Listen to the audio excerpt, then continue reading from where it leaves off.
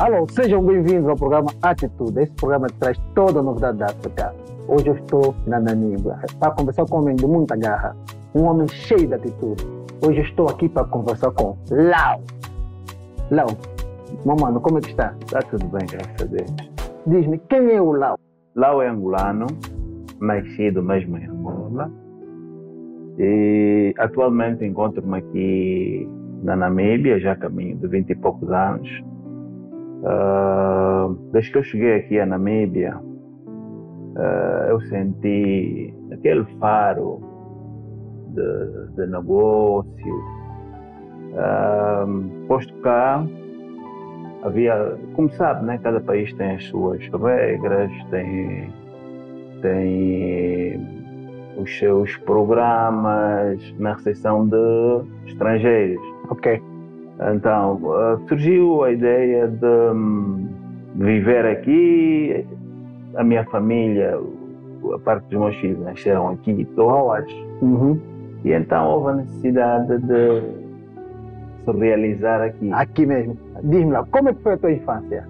Bem, a minha infância foi muito feliz, porque foi aquela infância do pai e a mãe, sentados à mesa. Mas não tive muito tempo em Angola. Praticamente a minha infância e adolescência foi em Cuba, porque eu depois fui para Cuba estudar e lá então é onde passei quase a parte toda da minha adolescência e infância. O que é que me fazia ir para Cuba? Depois do falecimento do meu pai, então na altura o meu pai trabalhava no Mochico. A minha família é descendente do Mochico, mais propriamente Alto Zambeze, que é Alto Zambeze. Pois. Então, depois do falecimento do meu pai, fomos para Luanda. E de Luanda, adolescente, fui para Cuba. Mas foi uma infância feliz. É uma infância normal, não é? Que qualquer um menino na altura gostaria de ter, mas foi interrompida assim com o falecimento do pai. E qual foi essa adaptação depois do falecimento do pai? Qual foi a tua adaptação? Em Luanda, saí depois do Mochico para Luanda. Sim. Qual foi essa adaptação? A adaptação foi boa porque tinha ali a mãe e quase que não notei muita diferença, né? Aquela presença do pai, porque eu recebi o carinho do meu tio na altura, que nos recebeu em Luanda, depois do falecimento do meu pai, que é a pessoa que tomou conta de nós, eu, mais os meus irmãos pequenos, e pronto, naquela altura nós vivíamos no Avalado. E então não senti assim muita diferença, mas foi bom porque praticamente saí de um pai para o outro. Saí de um pai para o outro e até, pronto, os amigos da infância, os irmãos, havia aquela interação entre nós, as brincadeiras de criança, tudo isso, passei por isso. E só que depois então é que eu vou para Cuba estudar. Qual foi a adaptação em Cuba? Foi fácil sair da Angola para Cuba? Não, em Cuba não foi fácil pelo seguinte, porque éramos miúdos, crianças. Tinha quantos anos? Eu na altura tinha 9 anos. 9 anos? Sim. E então, é mesmo criança, tá vendo? Foi em Cuba quando não veio. E como é que foi estar lá em Cuba? Os desafios? Não, os desafios em Cuba, para qualquer um que foi naquela altura, porque alguns foram com 9, 10, 11, 12, até 14 no máximo. Até 14 no máximo é que as pessoas foram para Cuba naquele tempo. E lá a adaptação foi muito, muito difícil, porque estávamos a sair do cuidado dos pais. Dos pais, exatamente. Não éramos assim, que, pronto, já com os 18 ou 19. Pode ser que haja alguém que foi com essa idade, né? Mas referindo-se a nós, era difícil. Muito mais que quando chegamos, já encontramos pessoas que estavam lá já desde 77, nos anos 70, nós fomos nos anos 80. 80, ok. E então tínhamos assim aquelas estudantes que já eram mais ou menos com os 19, 20, 21. Então nós chamávamos de mamita, eram nossas mães, cuidavam de nós. Então eles nos ajudavam e estavam aí para nós. Mas era difícil, porque depois era numa altura em que não conseguias comunicar. Telefone, ainda não havia. Talvez mesmo agora, ainda não havia telefone, ainda não havia WhatsApp. Não havia nada disso, não havia nada. Epa! E então, eu tenho certeza absoluta que havia pessoas lá, estudantes como nós, que se calhar só falavam com a família depois de regressar. Depois de regressar, muitos. Porque depois tinha aquele, por exemplo, nós saímos de um contingente de Luanda. E havia também do Luambo. E como sabe, naquela altura, a situação político-militar do país, havia guerras. Mas se falar com as pessoas depois, você vai fazer 5 anos sem falar com a tua família. Sim. Então, essa escola do que lá passou é que também deu o resultado para ser esse homem forte hoje. Não, ali, eu sem medo de errar, em termos de estudantes que estiveram no exterior, eles passaram por Cuba. Cuba foi uma escola. Cuba formou homens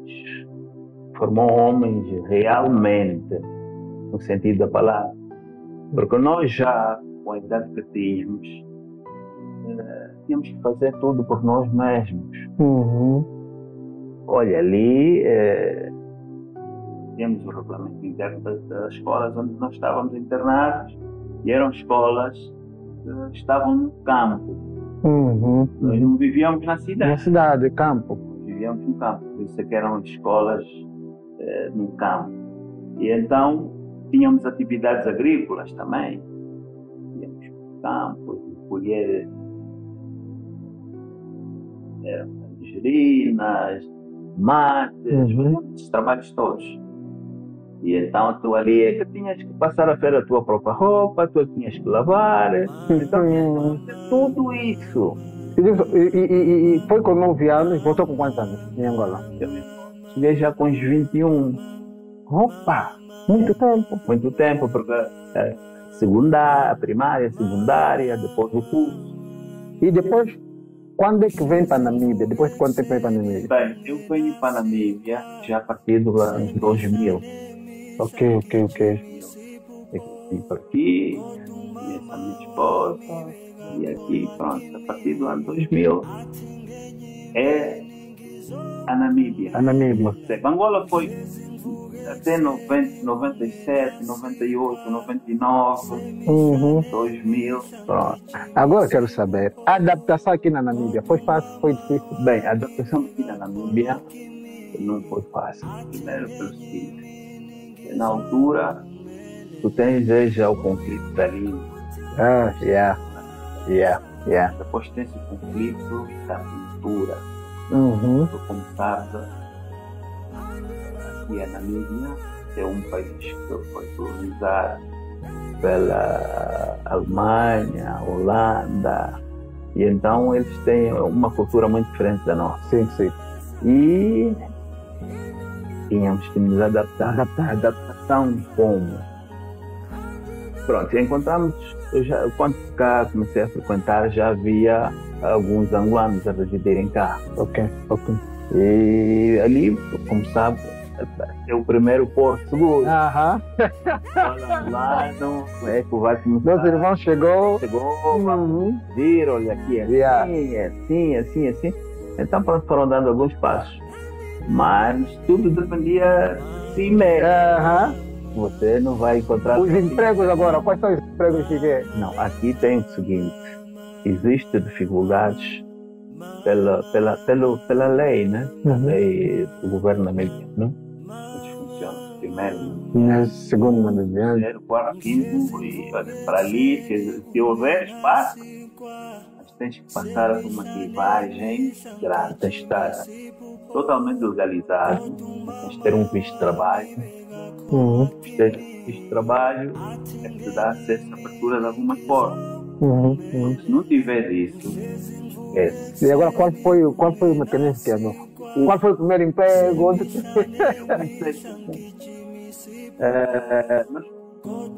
Pronto, tivemos que nos virar pelo seguinte: virados para dar comodidade aos nossos compatriotas que viessem cá. Era o quê? Isso faz-se muito aqui na Namíbia e na África do Sul, e se calhar alguns países da Europa, América, é o acompanhamento ao próprio angolano. Cá, por questões de saúde, questões de estudo. Então, tu praticamente fazes uma prestação de serviço na qual és remunerado. Então, é ali onde começa, porque tu não mexes exatamente no mercado namibiano formal, tá vendo? Não tocas aí. E então vais sobreviver. Foi a primeira coisa que comecei a fazer. Acompanhar pessoas que iam às clínicas, tratar de vistos para estudantes, tratar o que fosse que os nossos cidadãos, quando viessem cá, precisavam. Tradução, a ver? Porque há muitos que vêm para aqui e não sabem falar inglês, e então isto tudo é remunerado. Foi ali que começou. Mas eu sempre pensei sonhos grandes, ver as dificuldades para fazer oportunidade. É que depois começamos em transporte, né? Que é o apoio, isso também muito faz cá, que é o apoio de estudantes angolanos para as escolas e casa, escola, casa. Mas a coisa ia crescendo e então tu começas a te sentir mais ou menos contra as leis. Porque quando começas a ficar grande em algum negócio, depois a lei começa a apertar. Começa a apertar porque tu és visto. Sim. Então, aí surgiu, eu vou fazer aqui um historial, pode ser que não é, mas eu gostaria de fazer isso até por título de gratidão. Nós tivemos agora a nossa embaixadora, que ela tem feito um trabalho muito bom com relação à comunidade.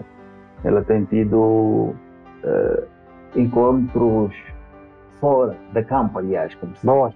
Sim. E então ela tem tido muitos encontros com a comunidade, não é? Ela aproxima-se mesmo da comunidade. E então houve uma vez que ela, numa dessas reuniões que tem feito com a Centro, queria saber como é que nós, os ambulantes, aqui estávamos estruturados em termos da comunidade, se existia empresários, se existia o que fosse com relação à comunidade. Então foi aí que ela teve essa ideia, disse, olha, todos os empresários conhecem-se, foi essa a pergunta que ela fez, e realmente nós não nos conhecíamos. Ok. Conhecíamos pessoalmente, mas o que é que você faz aqui não sabíamos. Não, eu sou empresário na área X. Então ela diz, olha, já dizer é a embaixadora Juvelina Imperial e Costa, que atualmente está cá. Está cá? Ok. Pois ela disse, olha, eu acho que vocês deviam formar uma associação para serem mais fortes, porque o que eu estou a ver aqui é que este não conhece o outro, não sei o quê. E então aí essa ideia, a gente disse, olha, vamos meter em prática.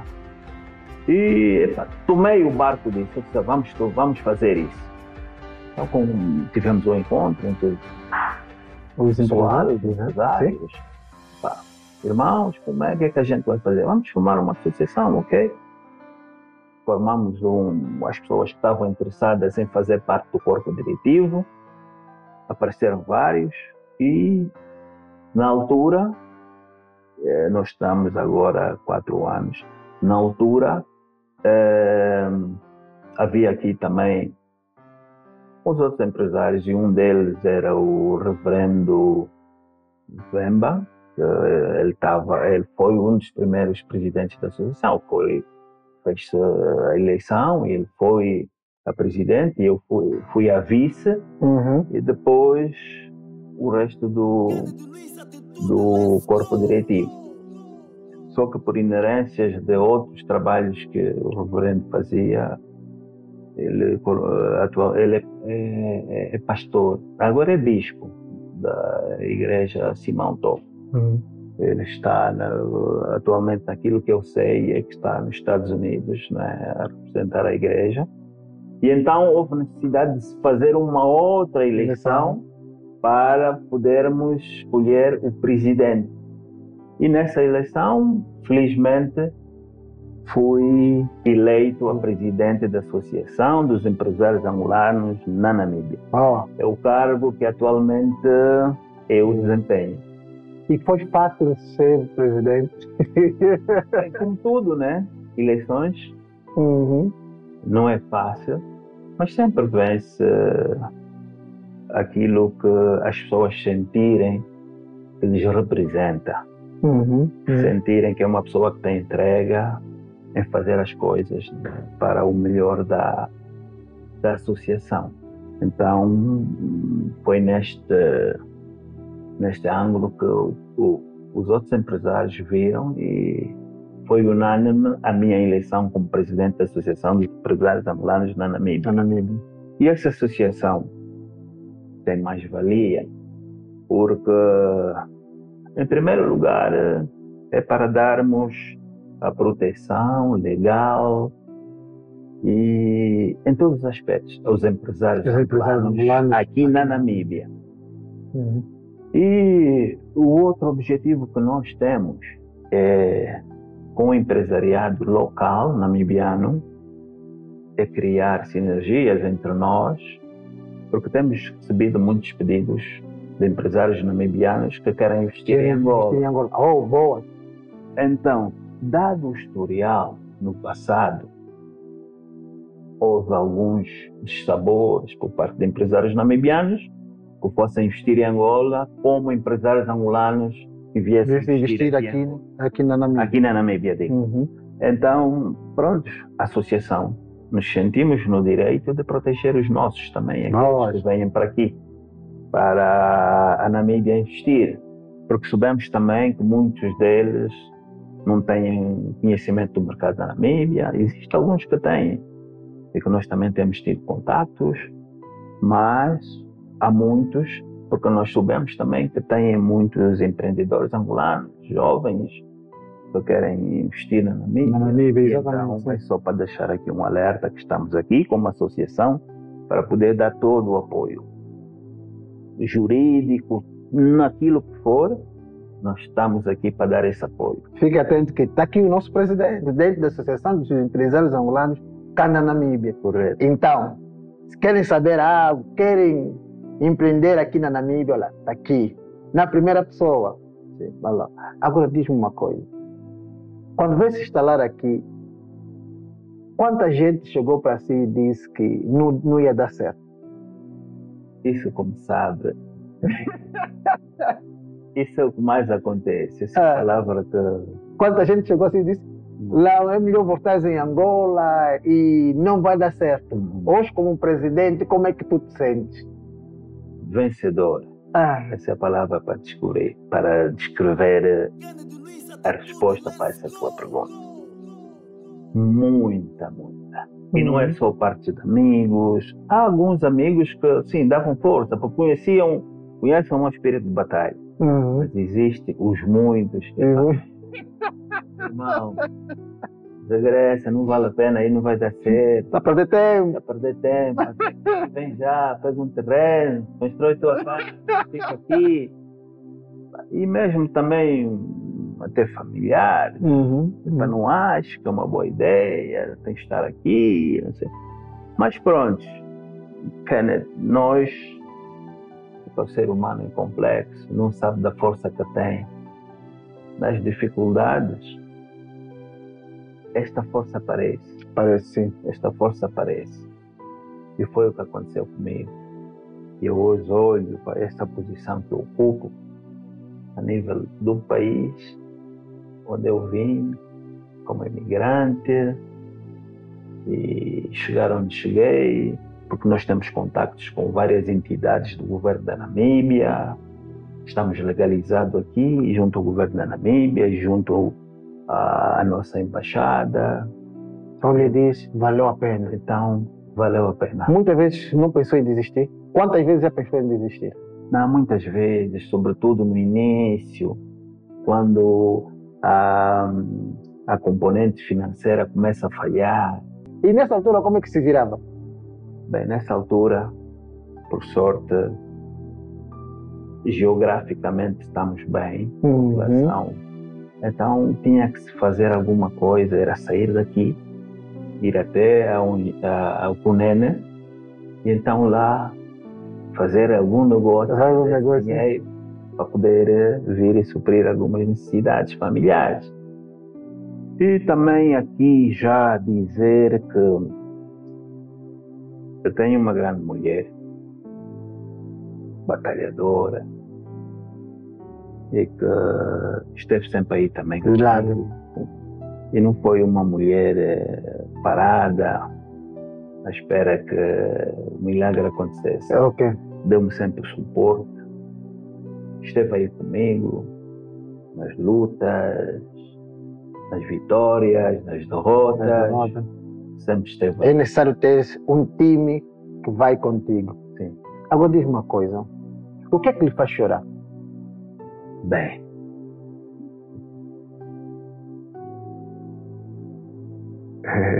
o que me faz chorar é a perda da minha mãe.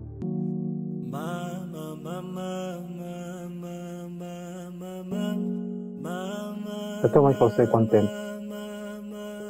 Ela faleceu em 2008.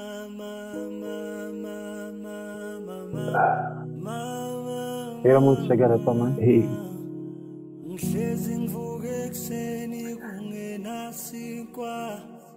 quais as lembranças que tem da tua mãe? todas as lembranças antes da partida de Cuba e depois do regresso de Cuba. Os meus irmãos até faziam ciúmes de mim e diziam: mãe, o teu filho mesmo sou lá, né? Então, isto é que me deixa para baixo, entende? Porque há muitas coisas que ficaram perfeitas com ela. Mas você está levando o legado da tua mãe em frente? Sim. A senhora batalhadora,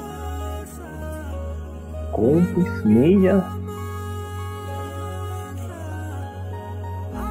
Eu gostaria que ela visse os netos todos, os meus filhos todos, a crescerem.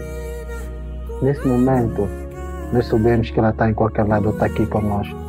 Se for para falar uma coisa nessa câmara, o que é que dizia para ela? Dizia: mãe, muito obrigado por tudo, por me fazer o que eu sou hoje, e muito obrigado, mas faltou muita coisa por fazermos. Mas alegra-te onde estiveres, que eu estou bem. Não existe gratidão para ti, tudo quanto fizeste. Mas pelas palavras eu posso dizer obrigado. Mas no fundo, existe uma dívida muito grande. Eu queria poder recompensar do pouco que eu tenho hoje e mostrar que valeu a pena o teu conselho e desfrutar de um pouco daquilo que eu tenho conquistado.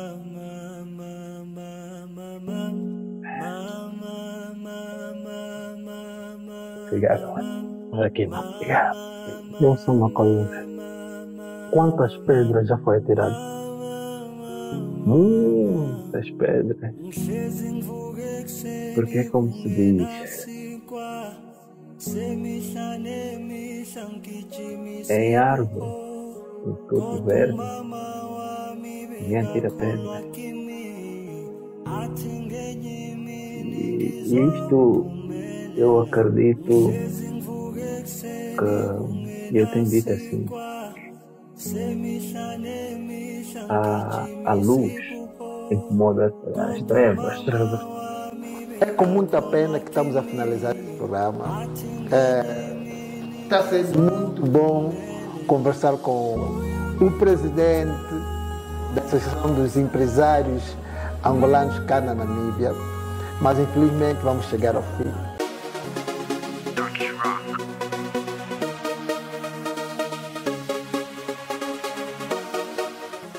Sejam bem-vindos ao programa Atitude, este programa que traz toda a novidade da África. Hoje estamos na província do Polibengo. Para poder saber as opiniões dos nossos telespectadores, querem saber o que é que eles acham sobre o programa Atitude? Vem comigo!